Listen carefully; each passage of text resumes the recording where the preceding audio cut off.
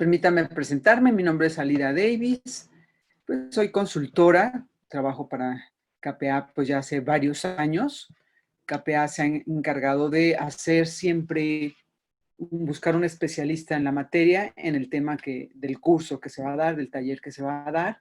Y en este caso, mi tema que es presentaciones efectivas, llevo más de 20 años trabajando como consultor en las empresas, apoyando a los líderes en todos los sentidos, a hacer exposiciones, a hablar en público, a desarrollarse en sus habilidades generales, gerenciales, y también he apoyado inclusive a gente a nivel público, ¿no? Como por ejemplo algunos candidatos a gobernaturas o algunos presidentes de asociaciones, etcétera, en trabajos para poder tener una mejor forma de impactar y hablar con la gente y con el público. Entonces, el día de hoy vamos a tratar el tema de presentaciones efectivas, una síntesis de lo que podría ser nuestro taller. El tema puede tener hasta una maestría, inclusive en cuanto al tiempo, porque hay mucha información que se podría detallar. Sin embargo, mi objetivo del día de hoy es poder lograr con ustedes en esta hora que tenemos, pues un impacto que se queden con 2 o 3 ideas importantes y de ahí poder trabajarlas mucho más. Entonces, pues sean todos ustedes bienvenidos. A mí me gusta mucho este tema porque una presentación efectiva es algo que tiene que ser parte de nuestra vida. Es decir, es como una herramienta personal e individual que todos debemos de tener, porque no nada más en una situación formal o laboral la ocupamos. Una presentación efectiva se hace desde que nos estamos de alguna manera contratando para cualquier empresa. Una presentación efectiva se hace también cuando queremos dar una opinión o de alguna u otra manera hacer algún comentario hasta niveles informales, familiares, etcétera. Es como la vestimenta que tenemos interna y que es lo que hace exponernos. Así como la vestimenta nos da un espacio y un lugar para poder tener una imagen, una presentación efectiva, además de que veremos la parte formal, también tiene que ver en la forma en que nosotros impactamos hacia los demás. Entonces, es un tema interesante que todos deberíamos de tener. Inclusive yo siempre he dicho que pasa algo curioso. En las escuelas, cuando empezamos a tener presentaciones de un día, te dicen, ¿sabes qué? Te toca mañana dar un tema. Y ya, nadie te dice cómo darlo, nadie te dice cómo hacerlo, sino simplemente pues uno aprende así en la escuela a dar presentaciones de una manera ensayo y error, me sale o no me sale, temerosos, pero no hay herramientas. Creo que es algo que debería de hacerse desde la educación formal, desde la educación básica, porque al final es lo que es nuestra carta de presentación. Podemos tener muchos conocimientos y si no los sabemos transmitir, no van a funcionar. O a la inversa, podemos transmitir y ser unos buenos oradores, dar un impacto importante y no tener conocimientos, y eso también puede ser grave. Entonces, hoy el objetivo es tener técnicas específicas para hacer presentaciones que sean prácticas, concisas, efectivas y asertivas. Ese sería como el objetivo que tenemos pues en esta charla que vamos a realizar el día de hoy. Y comencemos, vamos a ver diferentes puntos importantes que hay que considerar. Lo primero es la preparación. Yo siempre he comparado una preparación de cualquier tema, en este caso de alguna presentación que tengamos que hacer, como un arquitecto en donde está haciendo todos los planos para construir un edificio, para construir una plaza, para construir una casa, y que el mayor tiempo lo va a dedicar a lo que es el diseño. Es ahí donde va a haber toda la obra, la construcción, los materiales, los errores, las prevenciones, los cálculos. Una vez que tiene el plano realizado, entonces ya la obra pues es simplemente la parte de operación. ¿Qué pasa en las presentaciones? que la preparación a veces no la consideramos y tratamos de alguna otra manera de improvisar o de confiarnos en exceso de lo que podemos realizar. Entonces puede haber muchas fallas que al final en el impacto se van a notar. Quizás seamos unos buenos oradores o no sea muy fácil hablar y expresarnos. Sin embargo, la preparación es importante. ¿Qué debemos preparar? Todo. En inicio, ¿hacia quién vamos a hablarle? Hay muchas diferencias que iremos viendo ya a lo largo de la conversación, de esta plática, desde grupos pequeños, grupos grandes, desde niveles del auditorio, es decir, un nivel muy operativo, un nivel intermedio, un nivel muy alto en cuanto a nivel académico y de preparación y de experiencia. El auditorio también puede ser, o la preparación que vamos a hacer para nuestro auditorio tiene que ver con el giro, a quién se le va a dirigir. Cuando es una presentación de una venta, por ejemplo, ¿a quién vamos a dirigirlo? ¿Es una empresa farmacéutica? ¿Es una empresa de autopartes? ¿Es una metal mecánica? ¿A quiénes nos vamos a dirigir? Entonces, también esto es importante y conocer a la empresa que vamos a hablar. Si es algo interno, con nuestros propios compañeros, ¿no? Nuestros clientes internos, también es importante saber de qué áreas son.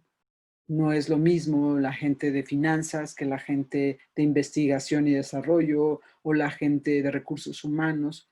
Todo esto nos va a dar una idea de la forma en que debemos de abordar para poder lograr la empatía y el impacto que queremos obtener, del impacto que queremos tener. Entonces, lo primero sería hacer una investigación o con claridad. A lo mejor es algo cotidiano y ya sé que son las juntas que tengo todos los días. Sin embargo, vale la pena respirar un momento y pensar, a ver, ¿a quién me voy a dirigir? ¿Quién va a ser mi auditorio? Lo segundo que tenemos que tener muy claro es el objetivo. Es decir, esta presentación de qué es, para qué es. También aquí puede haber muchos rubros. Puede ser una presentación de entrega de resultados, en donde el énfasis tiene que ser hacia los logros. Puede ser una presentación de venta, la cual también es trascendente porque en esta presentación de venta voy a conseguir obtener algo del cliente, es decir, que compre, que se interese, que sea atractivo. Otra de las cuestiones que puede ser es simplemente planear los objetivos, es decir, una propuesta, ideas, visión hacia trabajo, un plan de acción, ¿qué vamos a lograr? También tiene un impacto diferente porque lo que voy a hacer es motivar a la gente. Y en fin, puede haber una gran variedad de objetivos que tiene que ver con la reunión. Una a lo mejor es justamente venderme a mí, lograr que me contraten, lograr algo que les despierte interés. Entonces, esto es como un póker.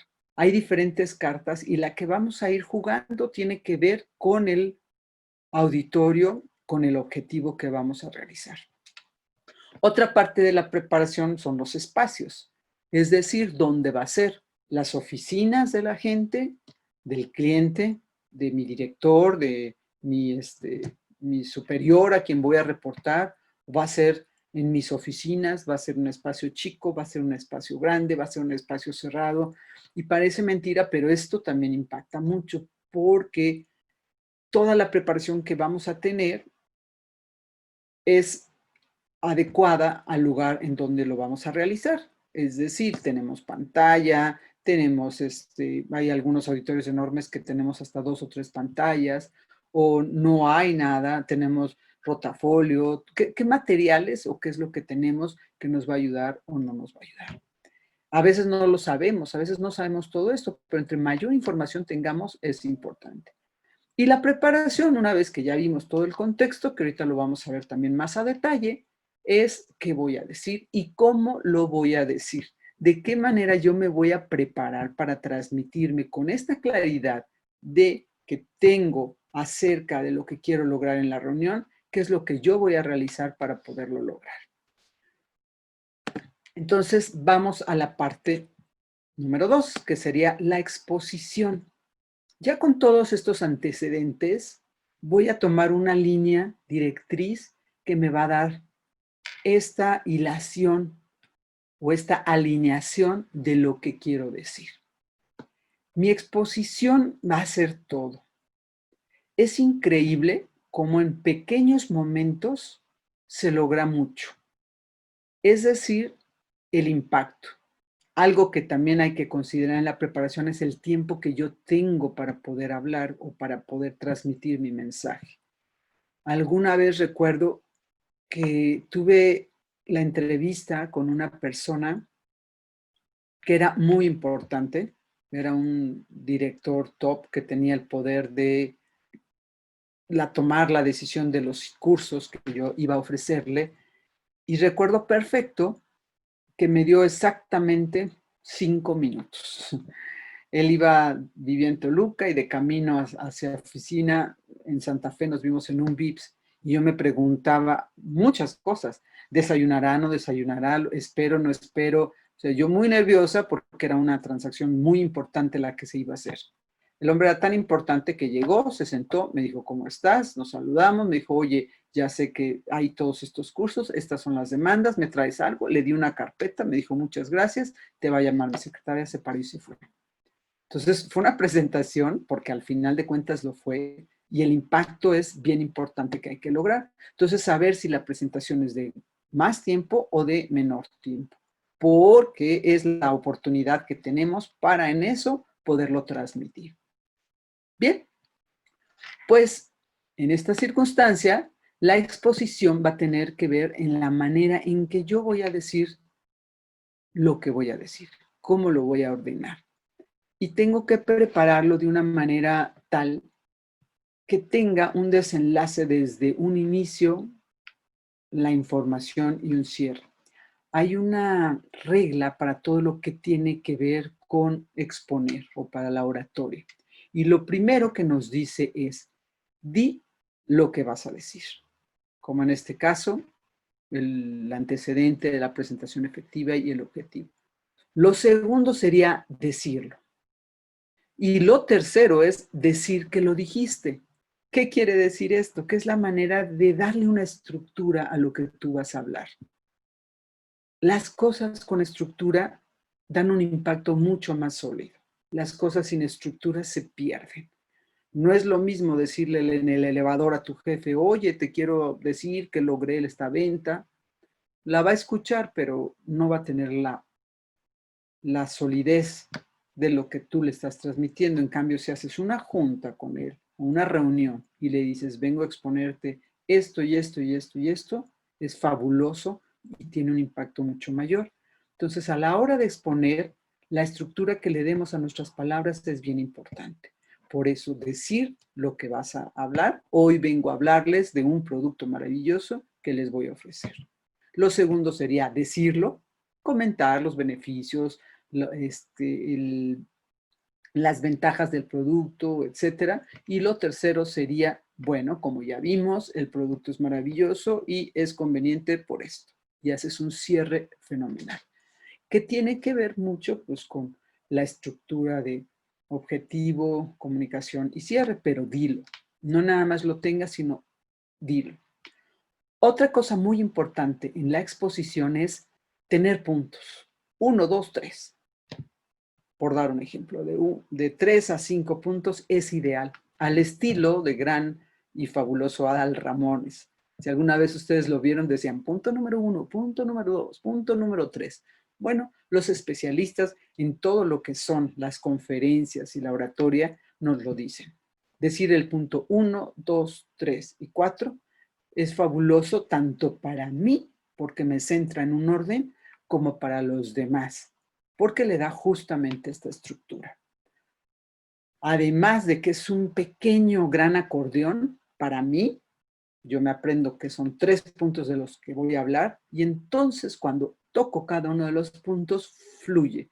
Es decir, dentro de mi preparación, lo más importante es tener conocimiento de lo que voy a decir, de tal forma que cuando yo digo un punto, un bullet, con la preparación que ya tuve, puedo explayarme y puedo hablar entonces sin problema y con fluidez y con naturalidad acerca de esa temática, para que no sea algo tan rígido.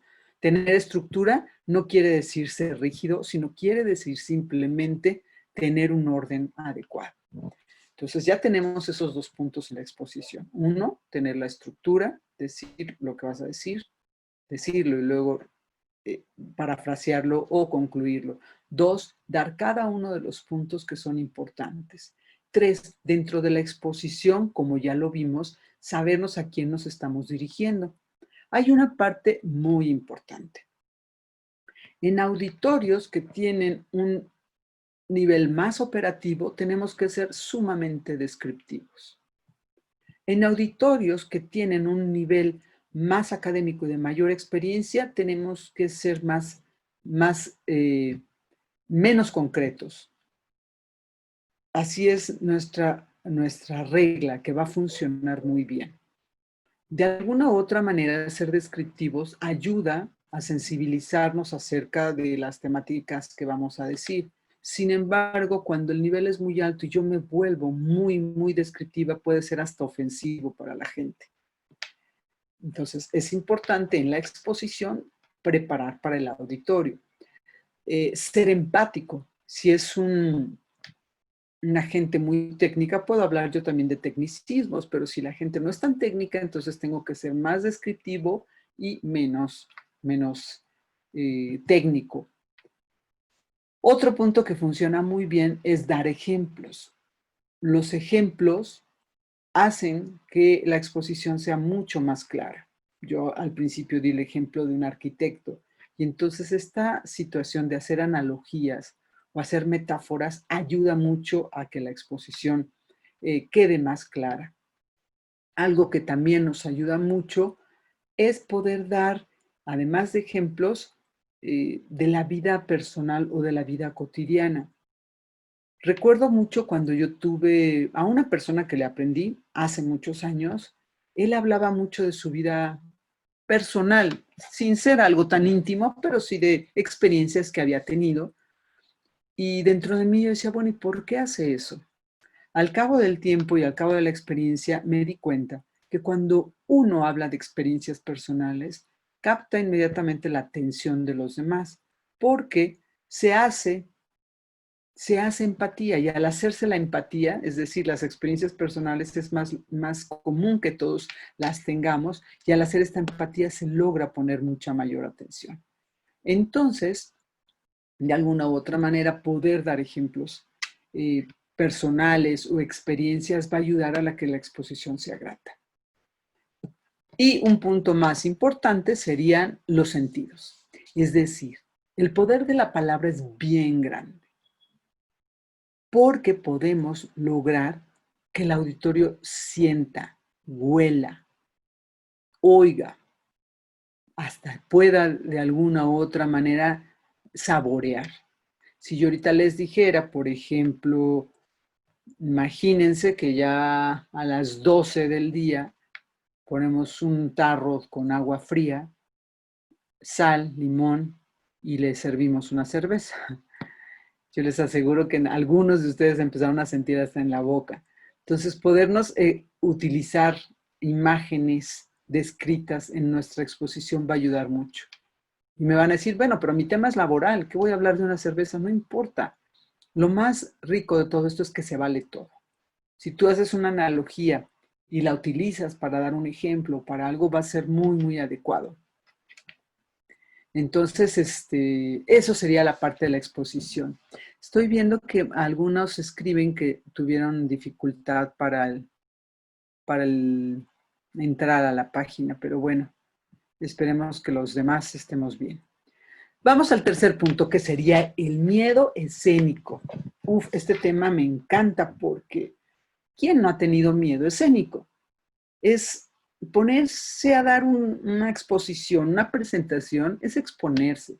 Y exponerse es estar así, abierto a que todo el mundo te vea, te diga, opine y pase de más. Los especialistas más enfocados, que son mucho la Universidad de Cambridge, que ha hecho muchos estudios acerca de lo que es la comunicación, nos dicen que en los primeros 1, 2, 3, 4, 5 segundos, en los primeros 5 segundos, la persona que tenemos enfrente ya nos dio un impacto. Es decir, yo ya hice un escaneo, como dirían los jóvenes, y en ese escaneo yo ya me hice una imagen que tiene que ver más conmigo que con la persona. Y entonces yo hice esa imagen y esa etiqueta. Me cae muy bien. Nada más de verlo es una persona agradable, me despierta interés. O al revés, en esos 5 segundos uno dice, uff, no, como que no me cae bien, o sea, ¿qué me va a decir? Y eso es algo tan automático que lo hace el pensamiento. El pensamiento es mucho más rápido que las palabras. Entonces no hay forma de poder a veces descifrarlo, sino simplemente nos pasa. Entonces el primer impacto es bien importante y el miedo viene de ahí. ¿Qué voy a impactar? ¿Qué voy a lograr en los demás? Porque ya sé que en los primeros 5 segundos van a decir, esta persona sí sabe o no sabe. Esta persona le voy a comprar o no le voy a comprar. Esta persona logró sus objetivos o no lo logró. Esta persona está haciendo un gran plan de acción o no lo está haciendo. Entonces, esta credibilidad es inmediata. Por eso tenemos que prepararnos mucho al miedo escénico. Hay una parte bien importante, es que el miedo como tal no existe. El miedo en sí es específicamente la ignorancia o el desconocimiento de algo. Ejemplo, cuando éramos niños o inclusive aún de grandes, cuando tú llegas a un lugar que está oscuro o vas a entrar a un cuarto que está oscuro, te da miedo, aparentemente miedo. Pero el miedo no es sino lo que tú como idea te imaginas acerca de lo que va a pasar. Y entonces tú piensas, si yo entro a este cuarto, seguro hay un monstruo, un fantasma, una bestia, una calaca. O sea, te imaginas cosas y te las crees.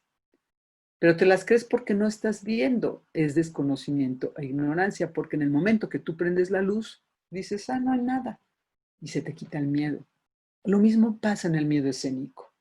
Me voy a enfrentar a un auditorio, a lo mejor es un auditorio grande, o a lo mejor son 5 personas, pero son mis jefes, o es alguien importante. Y entonces mi miedo, ¿qué es? La mejor manera de descubrir o de quitarse el miedo es entender qué estoy haciéndome yo de hipótesis, qué idea me estoy metiendo. Me van a criticar, no me preparé bien, no lo hice, no los voy a convencer. O sea, siempre hay una idea de fondo que es la que hay que identificar para poder romper ese miedo. Entonces, el miedo escénico tiene que ver con esto y hay muchos trabajos que en el taller podemos de alguna u otra manera profundizar y lograr controlar pues todo este miedo o temor escénico que de pronto tenemos. Vamos al punto número 4. ¿Cómo vamos? ¿Vamos bien? Me gusta que si en el chat pueden poner también dudas o si tienen alguna pregunta, yo estoy atenta también para poderlo responder. Vemos la presentación oral. Con todo esto que ya tuvimos y ya vimos de alguna u otra manera la preparación de la exposición, la preparación oral se vuelve algo como ya la operación del arquitecto. Es decir, ya nada más hay que hacer lo que ya estuvimos preparando y hablar. Dentro de la presentación oral hay muchas técnicas para lograr la atención.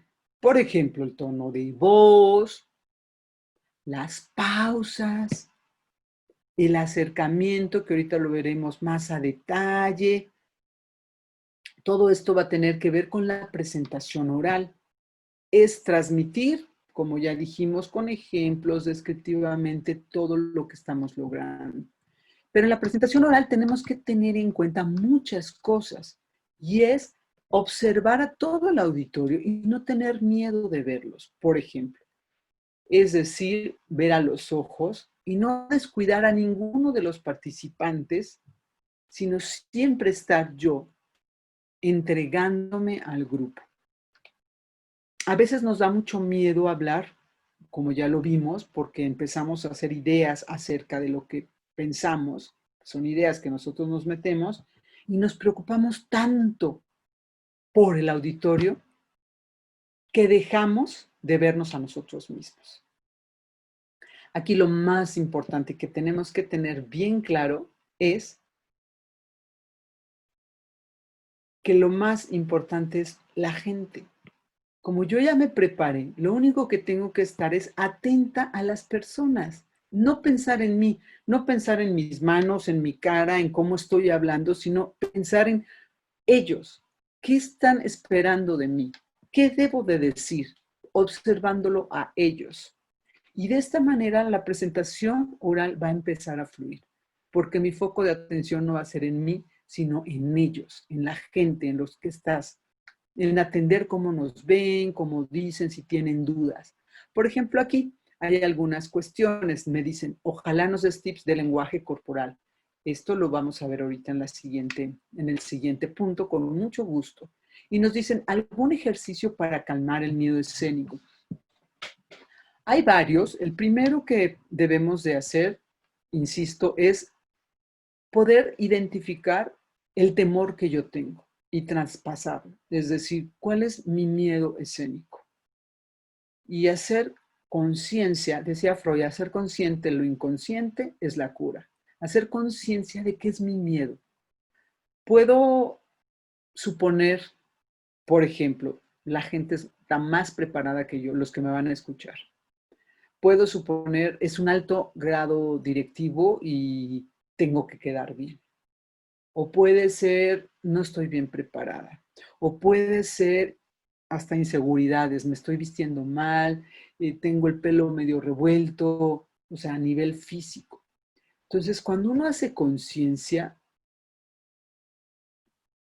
la idea es traspasarlo. Es decir, no importa que sean más de un nivel jerárquico más alto que el mío, si estoy despeinada, no pasa nada.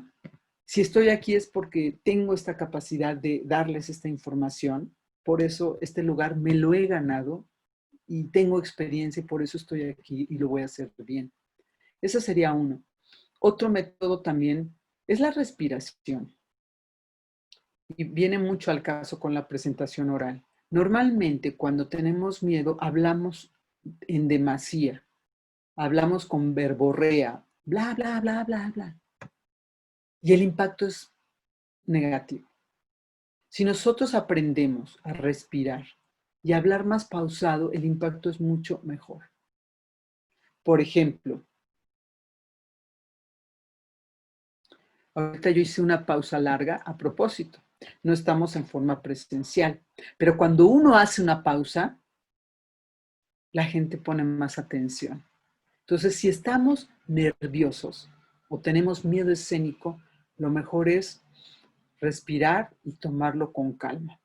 E inclusive hacer pausas. Si algo se me olvidó, vale más la pena hablar despacio y inclusive quedarse callado que hablar rápido, porque cuando uno habla rápido se tropieza, se le olvidan cosas, se poco entiende y te genera aún más adrenalina y más nervio. Entonces, yo diría lo más importante para el miedo escénico son esas dos cuestiones. Uno, identificar las ideas, inclusive un poco antes escribir todo lo que crees que te da miedo, tus ideas, y luego traspasarlas en positivo. Y dos, la respiración, hacer pausas.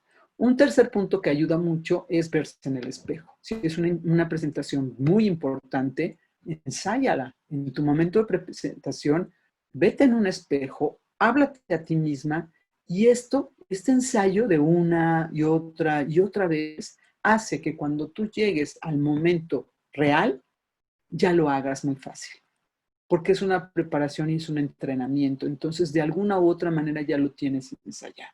Entonces, creo que esto puede responder tus preguntas de una manera inmediata, porque como decimos, tenemos un taller más amplio, pero creo que con esto son buenos tips, se dicen muy fácil, pero hay que ensayarlos para poderlos implementar y lograrlo. Venimos ahora hacia la pregunta, el lenguaje no verbal. Los especialistas nos dicen que el impacto de las palabras es mínimo. Tenemos un 7% de las palabras. Un 14% es el tono de voz y todo el resto es el lenguaje no verbal. Como lo decíamos antes, ya vimos que en los primeros 5 segundos ya se hizo una imagen de ti y dices, wow, me caso. Pero ¿cómo te vas a casar si ni siquiera lo conoces? No importa, yo ya me caso. No has cruzado una palabra con él, no importa, siento que va a ser mi próximo esposo, mi próxima esposa. Eso que decimos a veces en juego, ¿no? Es justo por eso. Es justo por eso, porque el primer impacto y el lenguaje no verbal es lo que me causa a mí mayor impacto. Entonces, ¿qué tenemos del lenguaje no verbal? En principio, sí, por supuesto, nuestra vestimenta. Es decir, hay que vestirse adecuados para el lugar que vamos. Yo les aseguro que los domingos, ahorita que están en cuarentena, pues no andan de traje o de frac o de corbata, porque no es el espacio adecuado. Sin embargo, si vamos a ver una persona importante, si vamos a ver algo profesional, lo primero que tenemos que hacer es vestirnos de la manera adecuada para sentirnos, en primer lugar, nosotros seguros, con ropa adecuada, planchada, no rota, sin botón, que nos quede bien, que no nos apriete. Eso nos va a dar a nosotros simplemente seguridad y lo vamos a transmitir. Eso es lo primero. Lo segundo, nos vamos a la parte pues más fina del lenguaje no verbal. Algo que nos preocupamos mucho es cuando estamos nerviosos, nuestro lenguaje no verbal nos hace estar así, inquietos con nuestras manos, inquietos en movimiento, inquietos en la manera de hablar, inquietos en no poder ver a la gente a la cara. Y se nota. Entonces recuerden que tenemos que hacer un acto de conciencia, así como cuando manejas el estándar que dices tengo que meter clutch, tengo que, igual de manera interna hay que concentrarnos en qué estoy transmitiendo, pero no tanto. Si yo me concentro demasiado en mis manos, seguramente me van a estorbar. Acuérdense que lo importante es la gente. Entonces yo me tengo que concentrar en la gente y no tanto en lo que estoy haciendo. Y de esta manera mis manos van a fluir de manera natural. En cuanto yo pienso en mis manos, ya las siento. ¿Qué quiero decir con esto? No sé si les ha pasado algún día que les sale un pequeño granito, ¿no? Y entonces están traumados porque tienen un grano. Y para ustedes es un grano del tamaño de su cara. Y entonces van a gente y le dicen, ay, mire, es que tengo un grano, o te empiezas a tapar. ¿Y sabes lo que provocas? Pues que la gente lo vea. Si no, nadie lo hubiera visto. Entonces, esto es el lenguaje no verbal. Si algo te está estorbando las manos, no lo hagas evidente, sino date cuenta, respira y velo controlando. ¿Qué podemos hacer? Lo primero es, si estoy pensando en el grupo, mi auditorio, me voy a concentrar en ellos y va a ser más fácil que me explaye. Moverse en el auditorio es trascendente, porque cuando yo me quedo estático, pues doy la impresión de que tengo miedo, entonces no me quiero ni mover, o atrás de un escritorio, o atrás de un atril, me está escondiendo. Entonces, si ya están frente a un auditorio, con toda la dignidad, presencia y aplomo, muéstrense, porque sí los van a ver, sí van a pensar lo que quieran pensar, pero da igual. Y entonces explayarse en todo el auditorio es trascendente. Nos ayuda mucho cuando la gente se distrae, acercarte al lugar donde ellos están hablando, y esto va a hacer que la gente se calle. No los vas a callar, pero si te acercas, van a bajar y van a empezar a darse cuenta. Entonces, uno es caminar por todas las áreas. Inclusive en los auditorios yo acostumbro mucho, o sea, si tengo micrófono, me bajo, me subo, camino, voy, vengo, y esto hace que la atención esté más fuerte. El tercero, nuestros movimientos, como ya vimos. Lo ideal es siempre tener las manos abiertas, es decir, otra de las fallas más comunes cuando estamos nerviosos es meter las manos a las bolsas o poner los brazos cruzados o tener algo en la mano, y esto también manifiesta que estás nervioso. Entonces, lo mejor es estar con las manos sueltas, no tener nada, digo, a lo mucho un micrófono, pero nada en las manos, y confiar en ti, confiar en esto. El tercero sería ver a los ojos. Ya dijimos que es bien importante estar como en contacto con todos, pero el contacto natural es hacia los ojos. A veces es difícil porque hay gente que tiene la mirada muy fuerte, una personalidad muy grande, y verlo a los ojos me provoca temor. Yo tenía una compañera que decía, no les gustan mis cursos, nadie me voltea a ver. Ahí es donde, cuando nadie te voltea a ver, es cuando sientes si te están poniendo más atención, sobre todo presencial, ¿verdad? Ella no se daba cuenta de lo que causaba el impacto. Es decir, tenemos que ser responsables del impacto que causamos, porque ese se puede trabajar. Ella decía que nadie le hacía caso y que era muy mala dando cursos, pero lo que no podía tener claro es que era una mujer guapísima. Era tan guapa que los hombres mejor no la querían ver, ¿verdad? Para no tener malos pensamientos. Y las mujeres también provocaba algo. Entonces la gente no la veía porque era una personalidad muy fuerte. Cuando se dio cuenta de esto, y esto es un tip que les quiero decir el día de hoy, si me cuesta mucho ver la mirada de alguien por esto, porque es una persona muy importante, porque tiene una personalidad muy grande o por lo que sea, hay que verlo a la mitad, es decir, aquí, como en el punto del hindú, y entonces parece que te estoy viendo a los ojos, pero no siento el balazo de tu mirada, ¿no? Y hace algo muy adecuado. Entonces es una manera de poder ver a todo el auditorio respetando este impacto de la personalidad de los demás, pero logrando el contacto con todos los demás. Y otro de los puntos más finos es la cara, es decir, los gestos que hacemos. Estos son naturales. Hay gente que gesticula más o menos, pueden cuidarse también, pero la cara delata todo. En el taller que hacemos todo un curso, una presentación del lenguaje no verbal y los movimientos. Sin embargo, yo les voy a dar una. Si ustedes buscan en YouTube, hay una que se llama El lenguaje no verbal de los presidentes y es increíble todos los protocolos que tienen, desde cómo saludan, cómo impactan. Cuando te saluda el primero, la mano arriba, la mano atrás, dura largo, es un documental, pero puedes ver los movimientos, cómo afectan en todo lo que tú estás transmitiendo. Es importante el lenguaje no verbal porque en la comunicación nos dicen los especialistas, lo importante es el impacto, no la intención. Si yo quiero hacer las cosas muy bien, pero el impacto del auditorio es que lo hice muy mal, el resultado es lo importante. Entonces hay que concentrarnos en el impacto de lo que causamos. Y este impacto tiene que estar cada vez más practicado, como por ahí lo escribían, sí, todo es cuestión de práctica. Nadie nace hablando de una manera natural. Son pocos, no dudo que sí haya, pero son pocos. Los grandes oradores, los grandes presentadores. Es más, hay un estudio que nos dice que la mayoría de la gente, figura pública, llámense políticos, artistas, actores, todos ellos de niños fueron demasiado tímidos. Entonces, justo por trabajar todas estas artes escénicas, histriónicas y demás, lograron controlar todo esto. Entonces, es algo bueno porque podemos entonces, de alguna u otra manera, mejorar todo esto. Es algo que se trabaja.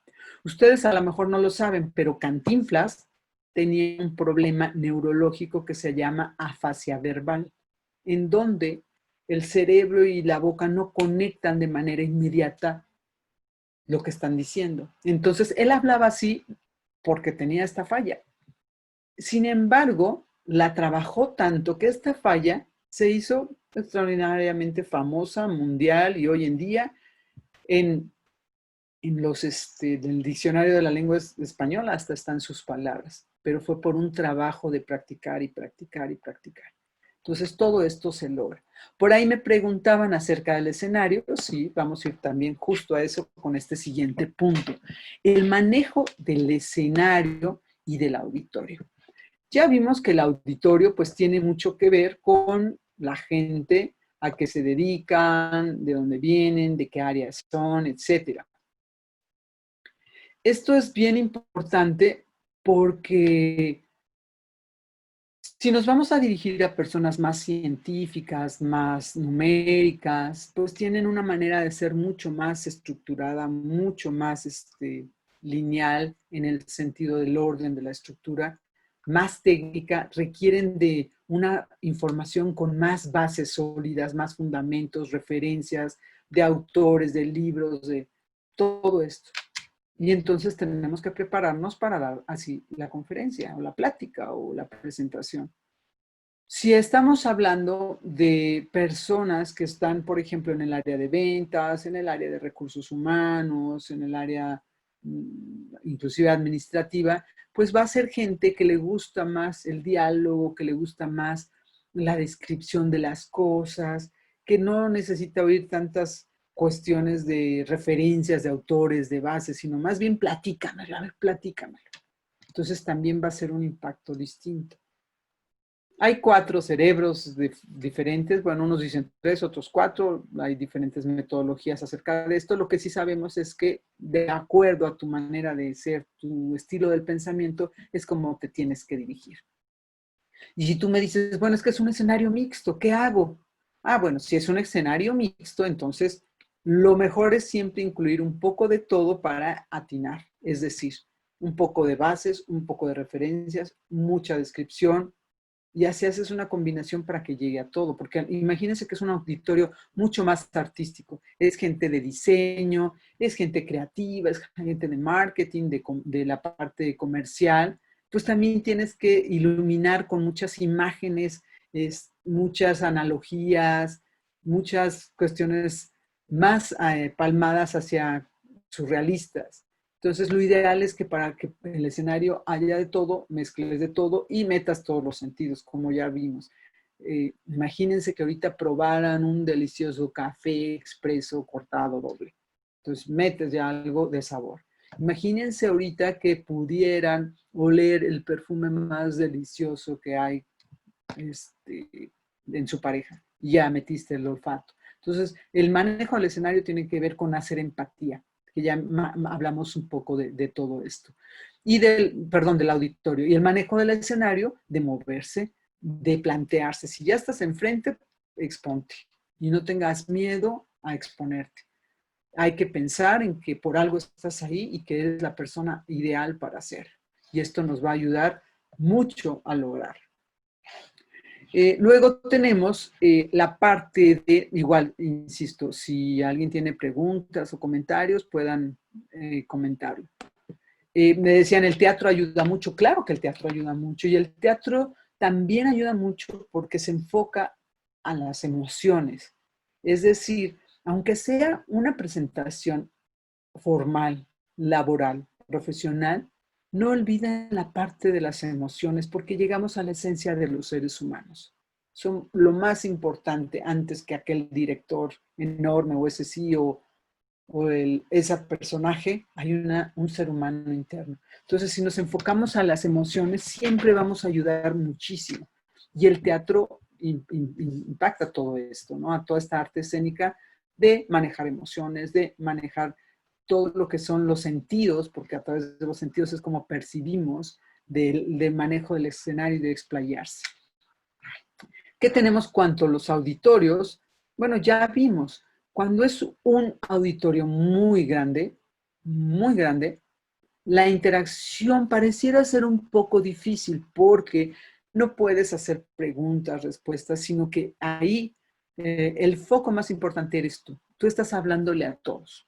Sin embargo, hay muchas opciones y muchas técnicas para poder de alguna u otra manera interactuar. Ya lo vimos con los grandes de Queen, ¿no? Cuando nos decían, y todo el mundo respondía.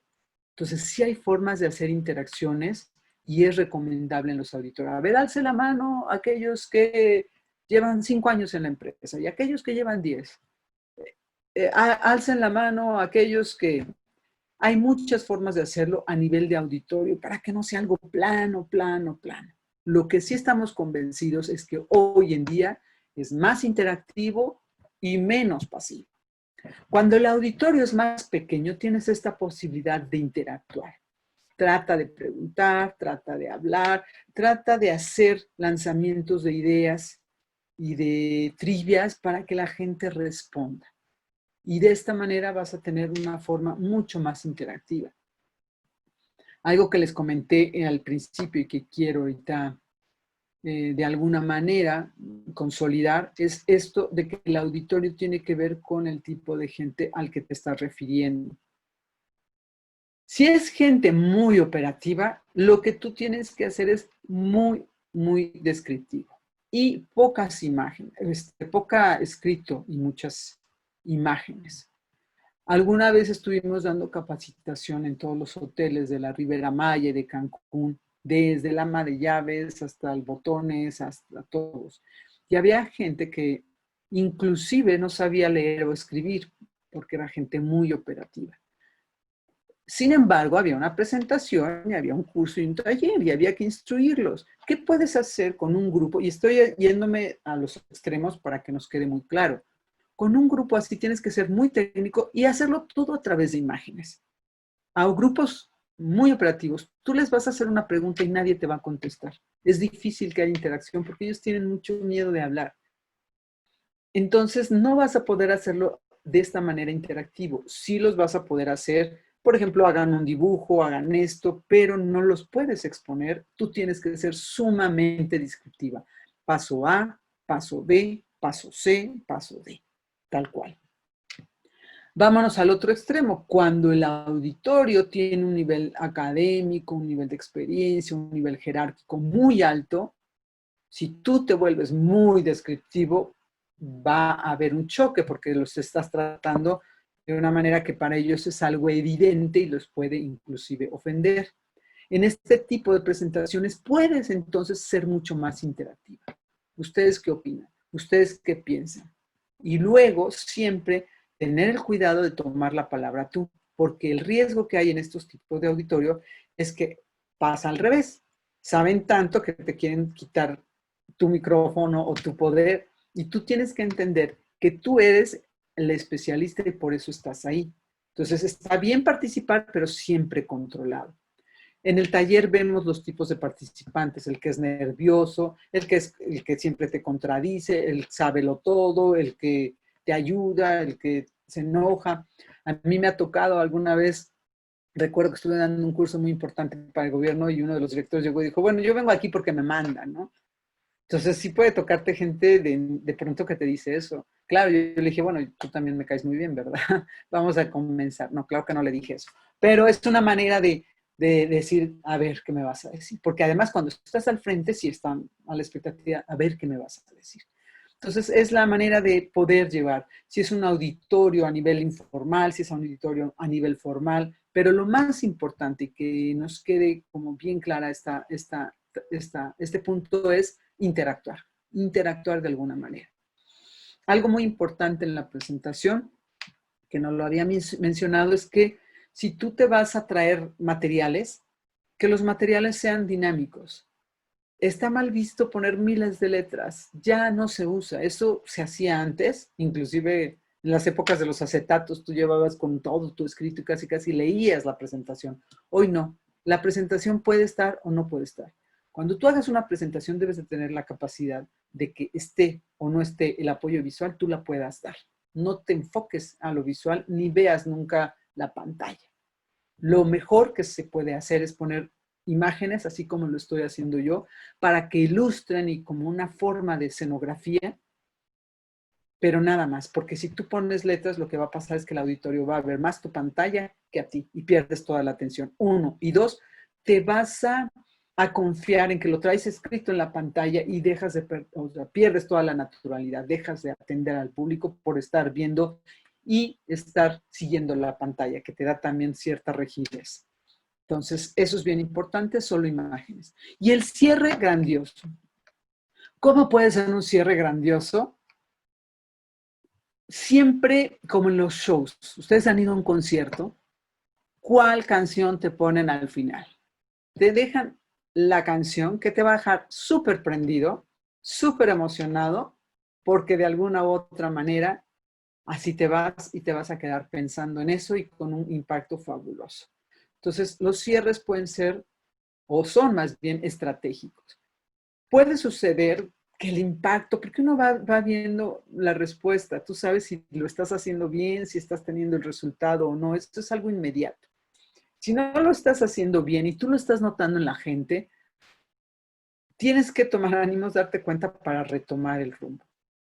Y el cierre siempre nos va a ayudar a eso. O sea, pude no haber tenido el impacto que quería, pero hacer un cierre maravilloso, en donde deje a la gente emocionada, contenta, llena de energía para que se consolide más. Y el cierre puede ir desde algo muy, muy sensible, en donde todos participen, hasta en algo como una pregunta abierta que se queden pensando y meditando.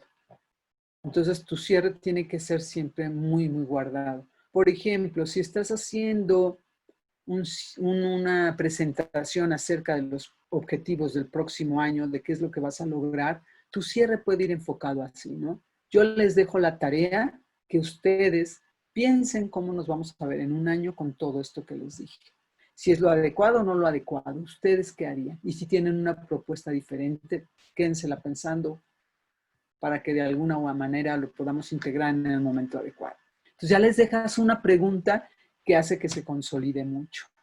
O bien puedes hacerles como cierre el ejemplo de algo, de alguna experiencia importante.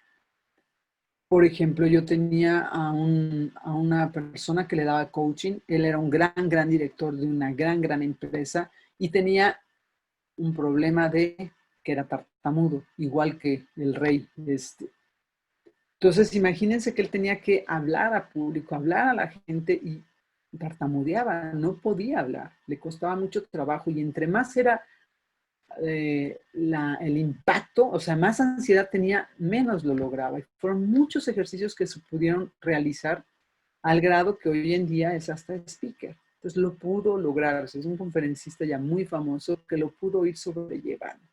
Entonces, pensemos en eso, en el cierre, que siempre tiene que ver una parte en donde además tu auditorio va a estar interesado o hacer preguntas. Puede pasar que en el cierre digas alguna pregunta y nadie te pregunta nada, lo cual dice, oh, creo que el impacto no fue tan grande. Si así sucede, tú trata de hacer preguntas directas a la gente. Alberto, ¿qué opinas? ¿Tienes alguna duda? Y entonces, de alguna u otra manera, los invitas sin exponer a nadie, cuidando siempre a la gente, a tu auditorio, pero sí de alguna forma abriendo esta posibilidad de interactuar. Y creo que con un cierre ideal nos va a ayudar muchísimo a consolidar. Como yo les decía al inicio, este tema puede ser muy extenso, podríamos dar una maestría entera. Sin embargo, creo que en estos 8 puntos concretizo o sintetizo eh, lo más importante que hay que considerar en una presentación y que por supuesto hay muchos tips, hay muchas circunstancias intermedias que nos van a ayudar a ir explorando cada uno de estos puntos para aprender a hacerlo mucho mejor. Lo que sí es bien cierto, que en una presentación tú tienes la oportunidad de vender algo, de transmitir una idea, de mover a la gente, de vender un producto, de lograr que te contrate, de hacer valer tu palabra, de tantas cosas que si es algo que tenemos que estar concentrados día con día, así como nos concentramos en nuestro desarrollo y crecimiento, es un tema importantísimo porque sin esto no vamos a lograr mucho. Y así como nos salimos en las mañanas, bueno, ahorita no porque estamos en casa, pero cuando nos salimos en las mañanas a trabajar y te observas y te vistes y te arreglas y te ves en un espejo antes de salir para ver si estás de acuerdo a la posibilidad, imaginemos que cada día tenemos un espejo interno que nos hace ver, estoy lista para hablar lo que tengo que hablar, voy a lograr tener un buen impacto, voy a influir en los demás, así como me preparo y me visto externamente, hay que vestirse internamente para poder transmitir y hacerse valer como persona, como profesionista, como ser humano. Y que nuestras palabras valgan y que nuestras palabras impacten. Me gustaría, antes de cerrar, saber si alguien tiene alguna duda, algún comentario, alguna crítica o, bueno, en su caso, algún chisme que podamos compartir con todos los demás. No sé, por aquí tenemos a Alberto, Ángel, Gaby, Laura, eh, Carla, muy asertivo, felicidades. Sí, es un punto importante, Alberto, la asertividad cuando uno habla. Es como que lo que ayuda a impactar mejor, ¿no? ¿Alguien más por ahí que tengan alguna duda, algún comentario?